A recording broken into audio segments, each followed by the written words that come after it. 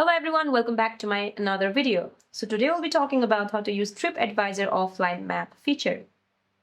So to use TripAdvisor offline map feature, you have to download the map first. Just open your TripAdvisor app and then search for the city or destination that you're visiting on your search bar. Now once you search for it, scroll down the destination page past hotels and restaurants until you see the Get to Know or City Guide section. Now tap the download button. Once you tap on it, select whether you want the basic download, which means only maps and basic info, or full download, which includes traveler photos and full reviews. Remember that the full download will require more storage space. Now once the download is complete, the city will be saved to your device. When you're traveling and do not have an internet connection, open the TripAdvisor app and go to your profile and then tap on Downloaded Cities.